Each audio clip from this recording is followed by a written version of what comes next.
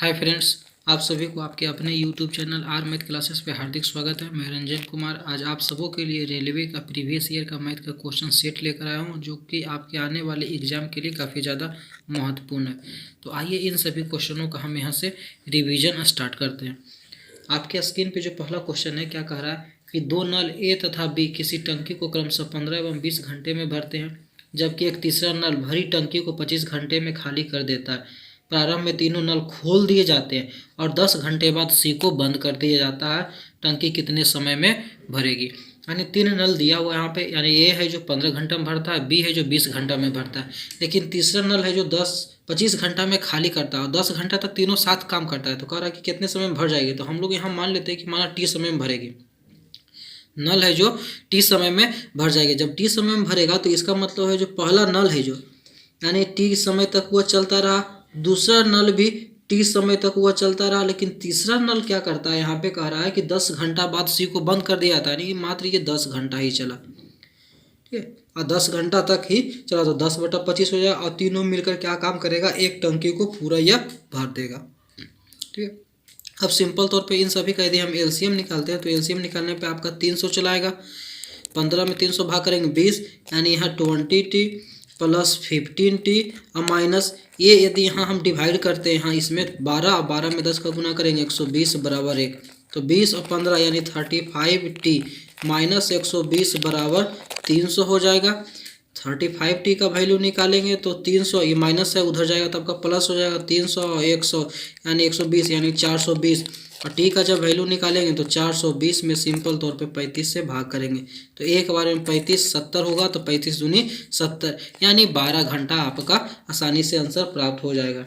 तब कह रहा है कि टंकी कितने समय में भर जाएगी? टंकी 12 घंटा में आपका पूरी ये भर जाएगी। और इस क्वेश्चन का ऑप्शन नंबर आपका जो ए है जो करेक्ट आंसर हो जाएगा। ठीक है, इसको 2-3 तरीका से हम लोग बना सकते हैं। दूसरा तरीका क्या इसका देखिए कर सकते हैं। ठीक है, इसका सॉल्यूशन हम लोग यहाँ पे देखते हैं। जैसे पहला नल ए जो नल है आपका कह रहा था कि 15 घंटा में भरता है, बी जो नल है क्या कह रहा है कि 20 घंटा में भरता है, लेकिन सी है जो क्या करता है 25 घंटा में ये क्या करता है, खाली करता है। तो ऐसे स्थिति में इन तीनों का हम एलसीएम निकालेंगे तो सिंपल तौर पे आपका एलसीएम निकालने पे 300 आएगा। 15 में 300 भाग करेंगे तो 20, इससे भाग करेंगे तो 15, इससे भाग करेंगे तो 12, यानी सिंपल जानते हैं यदि टोटल 300 यूनिट हम लोग मान लेते हैं, ये टोटल कार्य 300 यूनिट है। ठीक है, तो इस स्थिति में ए है जो एक घंटा में 20 यूनिट भरेगा, बी है जो 15 घंटा भरेगा और सी है जो 12 यूनिट क्या करेगा, 12 यूनिट खाली करेगा। इतना यूनिट खाली करेगा वो, यदि टोटल 300 यूनिट वर्क हो तो ये काम करेगा। अब कह रहा है कि तीनों को 10 घंटा तक साथ में खोल दिया जाता है। ठीक है, 10 घंटा बाद सी को बंद कर दिया जाता है, यानी तीनों का 10 घंटा का कार्य, 10 आवर का कार्य। तो 10 आवर में तीनों कितना करेगा, तो ये देखिए 20 और 15 ये तो दोनों जोड़ने का काम यानी भरने का काम कर रहा है। तो यानी इसका मतलब जुटेगा 35 माइनस 12, 35 में 12 जाएगा तो 23, यानी 10 घंटा में, ठीक है ना, यानी 1 घंटा में 23, तो 10 घंटा में 23 गुना ये कितना हो जाएगा आपका 23 गुना 10 यानी 230 यूनिट वो तीनों मिल करके उस टंकी का भर देगा। ये 1 घंटा का निकाले पहले, तो 1 घंटा मतलब ये 20 भरेगा, ये 15 भरेगा, 35 और 35 में से 12 जाएगा 23, और 10 घंटा का 10 से गुना करेंगे 230 यूनिट यहाँ से चलाएगा। अब कह रहा है सी को बंद कर दे। जब सी बंद हो जाएगा तो इस स्थिति में काम सिर्फ कौन करेगा, तो भरने का, तो यानी 20 और 15, तो बाकी कितना बचेगा, टोटल 300 यूनिट में 270 भर गया तो बचा बाकी कितना 70 यूनिट, और इस दोनों को भरने में 20 और 15 35 यूनिट दोनों मिलकर भरता है तो 70 यूनिट भरने में 2 घंटा का समय लगेगा। तो टोटल जो टाइम होगा, ठीक है, यानी टाइम कितना हो जाएगा, तो शुरुआत में 10 घंटा लगा और बाद में फिर यहाँ पे आपका 2 घंटा लगा, यानी टोटल 12 घंटा भी उसको समय लगता है। तो इस तरीके से भी इस क्वेश्चन का आसानी से आंसर प्राप्त कर सकते हैं। अब बढ़ते हैं अगले क्वेश्चन की तरफ। अगला क्वेश्चन जो आपके स्क्रीन पे, पहले इसे हम लोग समझते हैं, उसके बाद इसका सोल्यूशन देखते हैं। अगला क्वेश्चन जो आपके स्क्रीन पे क्या कर रहा है, यदि एम पुरुष पी दिनों में एक काम के 1/n हिस्से को पूरा कर सकते हैं तो क्यू दिनों में पूरा काम को करने हेतु आवश्यक व्यक्तियों की संख्या ज्ञात करने के लिए व्यंजक ज्ञात कीजिए। ठीक है, तो आपका दिया हुआ है तो इसको हम m1d1 m2 d2 इस कंसेप्ट में बनाएंगे। तो आपका कह रहा है कि एम पुरुष है, ठीक है, यानी मैन दिया हुआ आपका तो एम हो जाएगा, ये एम पुरुष है पी दिनों में, एम पुरुष पी दिनों में कितना काम करता है 1/n हिस्सों को पूरा करता है। तब कह रहा है कि क्यू दिनों में पूरा करने के लिए, पूरे काम को करने के लिए, पूरा काम मतलब काम एक है तो एक काम को करने के लिए आवश्यक दिनों की संख्या क्या है तो उस दिन को हम मान लेते हैं, क्या मान लेते हैं, x। ये आपका देखिए डिवाइड में ऊपर जाएगा तो मल्टीप्लाई हो जाएगा, मल्टीप्लाई होगा तो MNP हो जाएगा, MNP को गुना करेंगे तो MNP बराबर QX। x का जब हम वैल्यू निकालेंगे तो सिंपल तौर पे MNP इधर गुना में इधर आपका आएगा तो डिवाइड में हो जाएगा।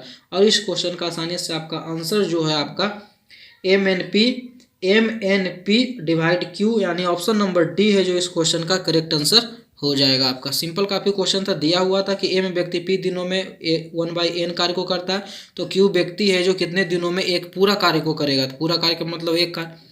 तो सिंपल तौर पर एक करके हम इसका आसानी से सॉल्यूशन कर लिए। अब बढ़ते हैं अगले क्वेश्चन की तरफ। अगला क्वेश्चन जो आपके स्क्रीन पे है, क्या कह रहा है कि यदि 8 आदमी 12 महिलाएं अथवा 18 लड़के 6 दिन में 84 रुपये कमा सकते हैं, तो 18 आदमी 28 महिलाएं तथा 39 लड़के 378 रुपया कितने दिनों में कमाएंगे। देखिए इस क्वेश्चन में हल्का सा ये मिसप्रिंट क्या हो गया, यहाँ पे यदि 8 आदमी, ठीक है, कॉमा जो दिया हुआ है इसके जगह पे या तो या लिखा होना चाहिए या फिर अथवा 8 आदमी या 12 मैन, ठीक है, 8 आदमी यानी मैन या, ठीक है, तो या के बदले हम बराबर का प्रयोग करेंगे, 12 महिला यानी 12 वोमेन, ठीक है, या फिर कह रहा है कि 18 लड़का तो 12 वोमेन, 18 लड़के यानी 18 बॉयज, अथवा रहे या रहे तो इसका मतलब सभी आपस में तीनों क्या होगा, बराबर होगा। तो 8 आदमी या 12 महिला या फिर 18 लड़के हैं जो 6 दिन में 84 रुपये कमाते हैं। तो ऐसी स्थिति में हम यहाँ पे सिंपल काम क्या करेंगे, सभी को एक यूनिट में लाएंगे, यानी बॉय को या तो सभी को बॉय में चेंज करेंगे या सभी को वोमेन में, या किसी को भी चेंज करके हम आसानी से बना सकते हैं। तो हम क्या करते हैं, सभी को हम बॉय के रूप में ही चेंज कर देते हैं। तो 12 जो मैन है, सॉरी वोमेन है, उसको हम लड़का के रूप में यानी बॉय के रूप में काउंट करेंगे, तो 12 वोमेन बराबर 18 बॉयज। तो एक वोमेन का बात करते हैं तो एक वोमेन बराबर 18/12 सीधे यहाँ से चलाएगा, एक वोमेन बराबर 18/12। उसी प्रकार यहाँ से देखिए इस दोनों में रिलेशन निकालेंगे, 8 मैन बराबर 18 बॉयज, ठीक, तो एक मैन बराबर तो 18/8 बॉयज हो जाएगा, एक मैन बराबर 18/8 बॉयज। अब बढ़ते अगले लाइन में कह रहा है कि 18 आदमी है, तो 18 मैन जो है तो इसको हम लोग बॉय के रूप में चेंज करेंगे, तो 18 क्या हो जाएगा 8, क्योंकि जानते हैं एक मैन बराबर 18/8 लड़का, तो 18/8। अब कितना आदमी है तो 18 से गुना कर देंगे, ठीक है, इसको 2 से कैंसिल करेंगे, 2 चौक 8, 2 9 18, 2 दूनी 4, 2 9 18 यानी 9 9 81/2 बॉय यहाँ से चेंज होगा। फिर अगला जो कर रहा है 28 महिला, तो 28 वुमेन जो है उसको भी हम लोग चेंज करेंगे, तो एक वुमेन बराबर 18/12, तो 18/12 इसलिए कई वुमेन है 28 वुमेन को चेंज करना है तो 28 से गुना कर देंगे, 4 तिया 12, 4 7 28, 3 छक 18 यानी 7 छक 42, यानी 42 वुमेन यहाँ से चलाएगा, 42 बॉय चलाएगा 28 वुमेन बराबर।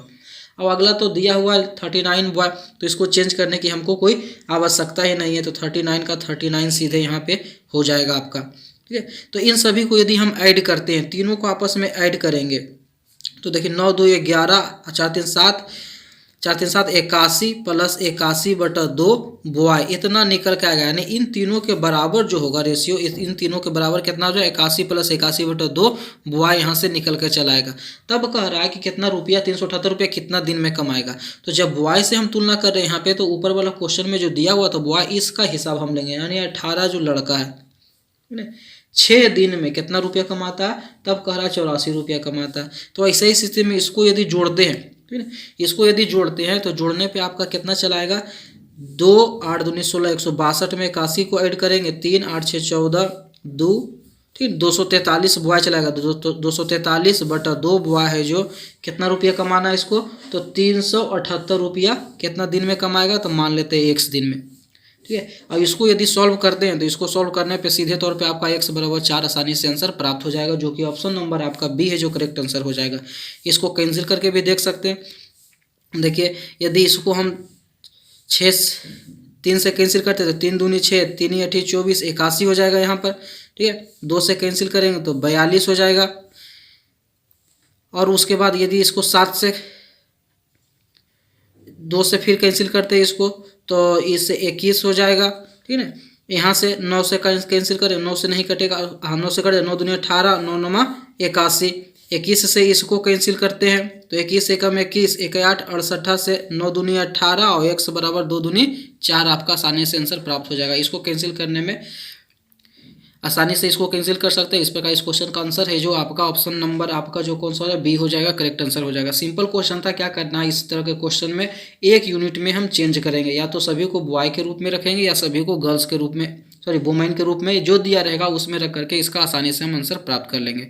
अब बढ़ते हैं अगले क्वेश्चन की तरफ। अगला क्वेश्चन जो आपके स्क्रीन पे क्या कह रहा है, अगला क्वेश्चन जो आपके स्क्रीन पे क्या कर रहा है कि एक व्यक्ति पहले 2 दिन 14 घंटे प्रतिदिन तथा अगले 3 दिन 12 घंटे प्रतिदिन कार्य करता है। उसने 6वें दिन कोई कार्य नहीं किया, तब उसने पहले 6 दिनों में औसत कितना कार्य किया। यानी जो पहला 2 दिन है, ठीक है ना, यानी फर्स्ट 2 डे जो है कितना घंटा प्रतिदिन काम करता है, 14, यानी टोटल कार्य किया हुआ कई घंटा, 28 घंटा कार्य किया। फिर अगला जो 3 दिन हो, थर्ड डे है, जो 3 दिन तक वो उसने 12 घंटा प्रतिदिन के काम हिसाब से काम किया, तो 12 36 घंटा काम किया। और छठा जो दिन है उसमें कितना काम किया, कुछ भी काम नहीं किया। तो ऐसे स्थिति में इसको जोड़ दें हम, यानी टोटल कितना आवर कार्य किया हुआ, तो 8 6 14, 4 हाथ में रख 3 2 5 1 6, 64 आवर यानी 64 घंटा काम किया।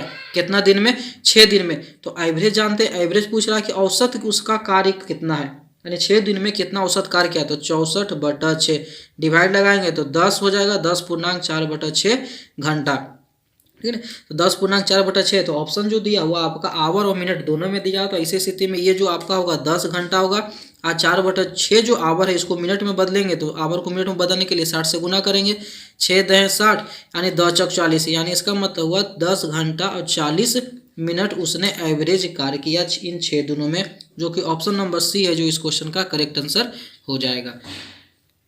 अब बढ़ते हैं अगले क्वेश्चन की तरफ। अगला क्वेश्चन जो आपके स्क्रीन पे क्या कह रहा है कि 32 आदमी प्रतिदिन 6 घंटा काम करके एक काम को 10 दिनों में पूरा कर सकता है। प्रतिदिन 10 घंटे काम करके इस काम को 12 दिनों में समाप्त करने के लिए कितने आदमियों की आवश्यकता होगी, ठीक है ना।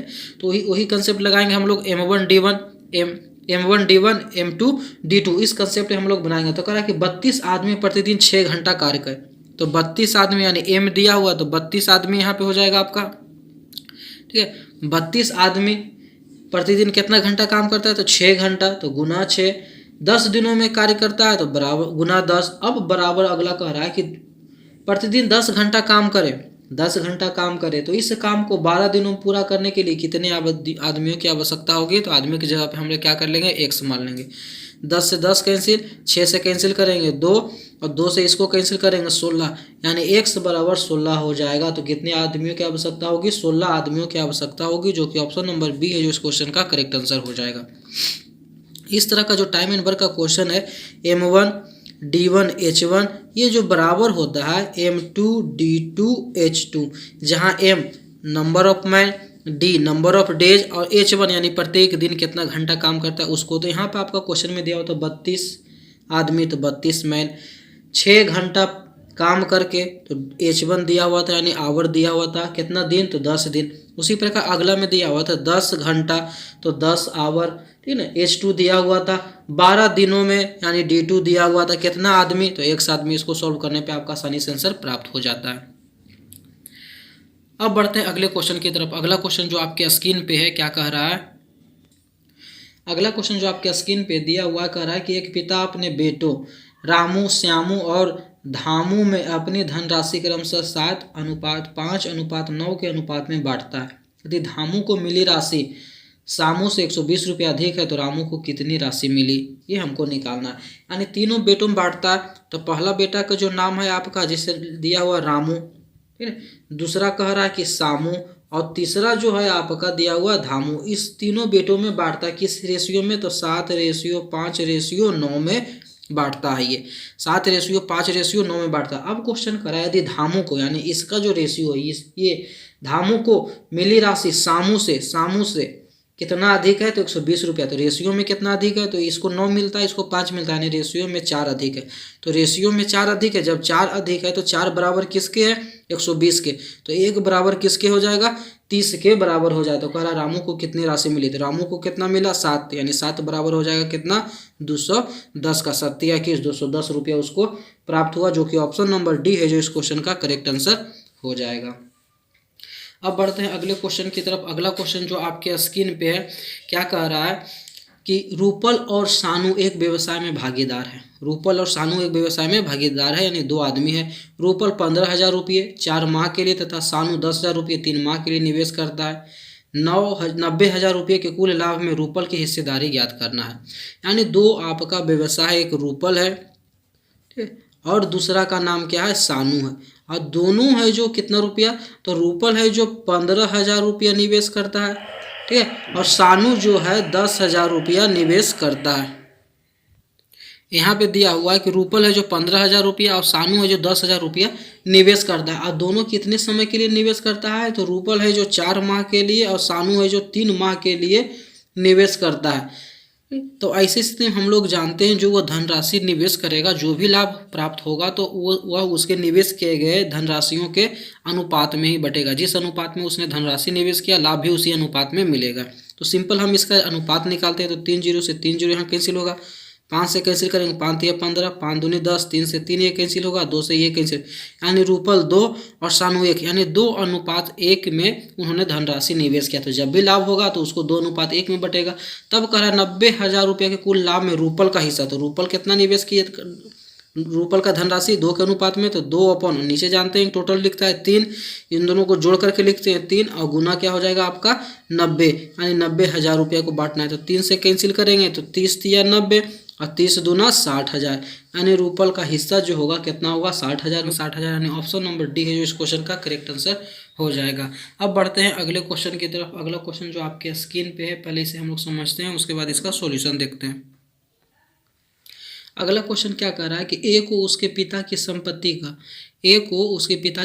का 2/5 हिस्सा प्राप्त होता है, जिसमें से वो 1/3 भाग दान कर देता है। यदि उसने 16,858 रुपये दान किए हो तो उसने अपने पिता की संपत्ति से कितने रुपये मिले। हम इस क्वेश्चन का कैसे सॉल्यूशन करते हैं।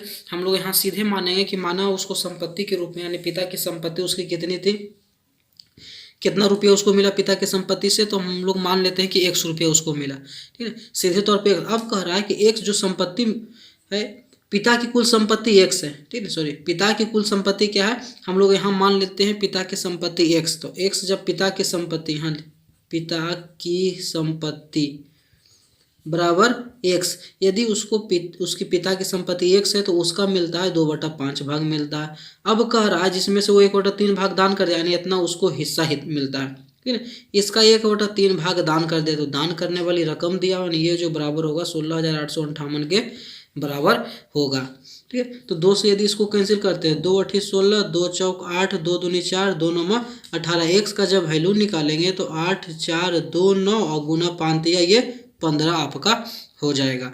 यानी उसके पिता की कुल संपत्ति इतनी थी। अब क्वेश्चन पूछ रहा है कि उसके पिता की संपत्ति से उसको कितना रुपया दान के रूप में मिला, कितना रुपया उसको हिस्सा प्राप्त होता है, यानी उसका जो हिस्सा कितना था 2/5 था, ठीक है। यानी सीधे तौर पे 84 29 गुने 15, कितना रुपये उसके पिता की कुल संपत्ति, इसका 2/5। तो 5 से कैंसिल करें, 5 या 15, 3 दूनी 6 से गुना कर देंगे, 9 5 45, 9 6 54 के 4 5, ठीक है, 9 6 54 के हाथ में 5, 6 दूनी 12, 5 17 7, हाथ मेरा 1, 6 6 24, 1 25 के 5, हाथ मेरा 2, 8 6 48 और 2 50, यानी उसको हिस्सा के रूप में 50,574 रुपया प्राप्त होता है, जो कि ऑप्शन नंबर बी है जो इस क्वेश्चन का करेक्ट आंसर हो जाएगा आपका। यहाँ सिंपल सबसे पहले क्या काम करेंगे, पिता की संपत्ति हम लोग मान लेंगे x, जब उस पिता की संपत्ति x है तो उसको हिस्सा के रूप में मिला, तो पिता की संपत्ति का 2/5 और जितना हिस्सा मिलता है उसका 1/3 भाग दान कर देता है, 1/3, यह बराबर होगा 16,858। इसको सॉल्यूशन करने पे उसके पिता की कुल संपत्ति x मिल जाता है हमको। अब कह रहा है कि उसको कितना हिस्सा मिला, पिता की संपत्ति से कुल कितना रुपया में प्राप्त होता है, तो उसको प्राप्त होता है 2/5x। इसको सोल्व करने में 50,574 आसानी से आंसर आपका ये प्राप्त हो जाता है। अब बढ़ते हैं अगले क्वेश्चन की तरफ। अगला क्वेश्चन जो आपके स्क्रीन पे है, क्या कह रहा है, अगला क्वेश्चन क्या कह रहा है कि एक पिता अपने पुत्र से उम्र में 5 गुना बड़ा है, यानी एक पिता है जो अपने पुत्र से उम्र में 5 गुना बड़ा है। तो यहाँ हम लोग मानेंगे पुत्र की उम्र x, ठीक है, पुत्र की उम्र कितना मानेंगे x। जब पुत्र की उम्र x हो जाएगी तो पिता की उम्र कितना हो जाएगा, तो कह रहा है पिता 5 गुना है तो 5x हो जाएगा। अब कह रहा है 15 वर्ष बाद, तो 15 वर्ष बाद, जब भी 15 वर्ष बाद कहेगा तो दोनों के एज में 15 साल जुटेगा, यानी 5x + 15, इधर हो जाएगा x + 15। तब क्वेश्चन फिर आगे बढ़ते हैं, 15 वर्ष बाद ये पिता हो गया, ये पुत्र हो गया, तो 15 वर्ष बाद वह अपने पुत्र से, यानी यह जो है अपने पुत्र से 2.5 गुना, यानी 2 पूर्णांक 1/2 गुना ये होता है। तो दोनों को इक्वल करने के लिए जो कम है उसमें हम गुना करेंगे, यानी 5/2 का गुना करेंगे। 2 पूर्णांक 1/2 को तोड़ने पे आपका 5/2 आ जाएगा, इससे कम वाला में गुना करेंगे तभी आपका इक्वेशन क्या हो जाएगा, बराबर हो जाएगा। क्रॉस मल्टीप्लीकेशन 2 से इसमें गुना करेंगे, 10x + 30 बराबर 5x + 75। x का हमको वैल्यू निकालना, तो x वाला को एक तरफ करते हैं, 10 में से 5 जाएगा तो 5x बराबर 75 में से ये 30 जाएगा तो 45। तो x बराबर सीधे तौर पे आसानी से आपका 9 प्राप्त हो जाएगा। तो क्वेश्चन क्या पूछ रहा है, पिता की वर्तमान आयु क्या है। तो पिता की वर्तमान आयु हम लोग 5x माने, यानी पन्ना 45, यानी 45 वर्ष होगा, जो कि ऑप्शन नंबर सी है जो इस क्वेश्चन का करेक्ट आंसर हो जाएगा। अब बढ़ते हैं अगले क्वेश्चन की तरफ। अगला क्वेश्चन जो आपके स्क्रीन पे है वह क्या कह रहा है जब पिता की आयु 54 वर्ष है, पिता की आयु कितनी है, 54 वर्ष है, 54 वर्ष है, तब 2 बहनों की आयु के बीच अंतर 4 वर्ष है। यानी पिता की आयु आपका दिया हुआ है, पिता की उम्र कितनी है, 54 वर्ष है।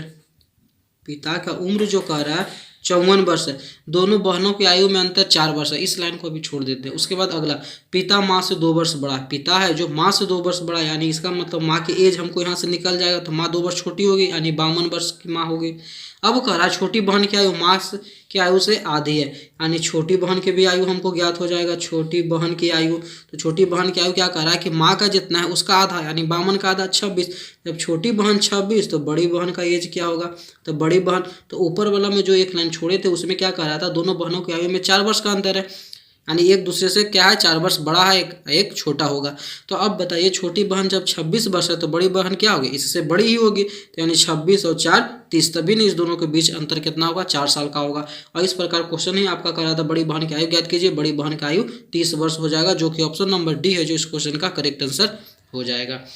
अब बढ़ते हैं अगले क्वेश्चन की तरफ। अगला क्वेश्चन जो आपके स्क्रीन पे है क्या कह रहा है, जब माँ की आयु 43 वर्ष थी, यानी यहाँ पे आपका माँ का आयु दिया हुआ है, माँ की आयु यहाँ पे क्वेश्चन में दिया हुआ माँ की आयु 43 वर्ष थी, तब माँ और पुत्र की आयु में 21 वर्ष का अंतर था।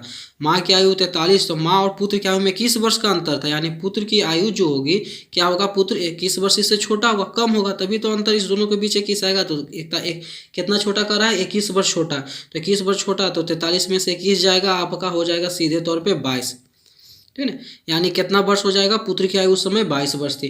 यदि पिता माँ से 3 वर्ष बड़ा है तो पिता की आयु हम लोग निकालते हैं, माँ से 3 वर्ष बड़ा, इससे 3 वर्ष बड़ा है, यानी ये 43 है तो ये 3 साल बड़ा, यानी 46 हो जाएंगे।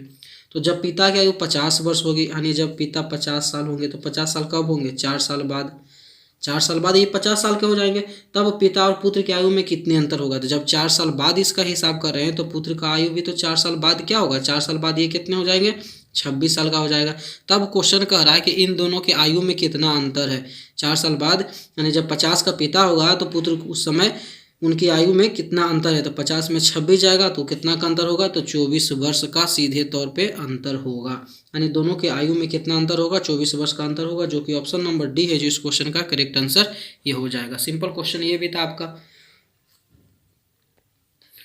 अब बढ़ते हैं अगले क्वेश्चन की तरफ। अगला क्वेश्चन जो आपके स्क्रीन पे है क्या कह रहा है, 4 प्रशिक्षित मजदूर एक तालाब को बनाने में 8 दिन का समय लेते हैं, वहीं 8 अप्रशिक्षित मजदूरों द्वारा इसे बनाने में 12 दिन का समय लगता है। 3 प्रशिक्षित तथा 15 अप्रशिक्षित मजदूरों द्वारा तालाब को बनाने में कितने दिन का समय लगेगा, ठीक है। देखिए तो यहाँ पे आपका दिया हुआ है 4 प्रशिक्षित, तो हम लोग प्रशिक्षित को ट्रेंड और अप्रशिक्षित को अनट्रेंड के रूप में यानी यूटी के रूप में हम लोग इसको कैटेगराइज करके बनाएंगे। तो 4 प्रशिक्षित यानी 4T, 4 प्रशिक्षित मजदूरों को काम करने में 8 दिन का समय लगता है, वही 8 अप्रशिक्षित यानी अनट्रेंड व्यक्तियों को काम करने में 12 दिन का समय लगता है। तो 8 से 8 कैंसिल होगा, 4 से कैंसिल करेंगे 3, यानी ट्रेंड और अनट्रेंड का जो रेशियो होगा 3:1 होगा। ट्रेंड और अनट्रेंड का रेशियो निकाले 3:1, या फिर ऐसे कर सकते हैं कि एक ट्रेंड जो होगा कितने के बराबर होगा, 3 अनट्रेंड के, ये बराबर हो जाएगा आपका यहाँ से। अब अगला लाइन पढ़ते हैं। अगला लाइन कर रहा है कि 3 अप्रशिक्षित और 3 प्रशिक्षित और 15 अप्रशिक्षित, यानी 3 ट्रेंड है, ठीक है, और 15 अनट्रेंड है। तो 15 अनट्रेंड को दोनों को एक यूनिट में करते हैं, तो इसको भी यदि ट्रेंड हम करेंगे तो 3 यूटी यानी 3 अनट्रेंड व्यक्ति बराबर 1 ट्रेंड, तो 15 बराबर, यानी जब 5 से इधर गुना होगा तो 5 से आपका इधर ये किसके बराबर 5 का हो जाएगा, यानी 3 ट्रेंड प्लस 5 ट्रेंड यानी 8 ट्रेंड के ये बराबर हो जाएगा। ठीक है। तो जब ट्रेंड का हम हिसाब ले रहे हैं तो ऊपर वाला भी पोर्शन से हम ट्रेंड के साथ ही चलेंगे। तो 4% यानी 4 ट्रेंड जो व्यक्ति है उस कार्य को करता है, 8 दिन में तालाब को बनाता है। तो वैसे स्थिति में इसके बदले में जो हम 8 ट्रेंड लिए हैं तो 8 व्यक्ति कितना दिन में करेगा, ठीक है। तो मान लेते हैं x दिन में करेगा, तो 8 से 8 कैंसिल होगा, तो x बराबर सीधे तौर पे आपका 4 दिन आसानी से प्राप्त हो जाएगा, जो कि ऑप्शन नंबर बी है जो इस क्वेश्चन का करेक्ट आंसर हो जाएगा आपका। अब बढ़ते हैं अगले क्वेश्चन की तरफ। अगला क्वेश्चन जो आपके स्क्रीन पे है क्या कह रहा है कि P और Q एक कार्य को मिलकर 6 दिनों में समाप्त कर सकते हैं। Q अकेला उसी कार्य को 10 दिनों में समाप्त कर सकता है, P अकेला इसी कार्य को कितना दिन में करेगा। देखिए दिया हुआ क्या है कि P और Q है जो दोनों मिलकर के 6 दिन में, लेकिन है जो Q है जो अकेला है इस कार्य को कितना दिन में करता है, 10 दिन में करता है, ठीक है। तब ऐसे स्थिति में P का काम पूछ रहा है, तो हम यहाँ से हम निकालेंगे इसका एक दिन का काम। एक दिन में कितना करेगा, 1/6। ये एक दिन में कितना करेगा, 1/10। अब इस दिनों को यदि हम माइनस कर दें तो माइनस करने से क्या होगा, आपका Q से Q देखिए कैंसिल हो जाएगा, ठीक है। ये आपका प्लस का प्लस ही रहेगा, Q से ये Q कैंसिल हो जाएगा आपका, तो बचेगा P। यहाँ से हमको P निकल जाएगा, यानी इस दोनों के कार्य एक दिन के कार्य में से Q का एक दिन का कार्य घटा देंगे तो हमको P का कार्य निकल जाएगा सीधे। तो 1/6 माइनस 1/10, एलसीएम 30 होगा, 6×5 = 30, 10×3 = 30, ठीक है। तो ये एक दिन के काम निकल के आया 2/30। 2/30 का मतलब हुआ 1/15, तो सीधे P का काम निकालेंगे। ये एक दिन में 1/15, तो टोटल काम करने में कितना दिन का समय लेगा, तो 15 दिन का ये समय लेगा, जो कि ऑप्शन नंबर बी है जो इस क्वेश्चन का करेक्ट आंसर हो जाएगा आपका। ये था आज का सेशन। आशा करता हूँ आज का सेशन आपको पसंद आई होगी। यदि पसंद आई है तो प्लीज़ वीडियो को लाइक करें, शेयर करें, साथ ही साथ चैनल को सब्सक्राइब करना ना भूलें। वीडियो देखने के लिए आपका बहुत बहुत धन्यवाद।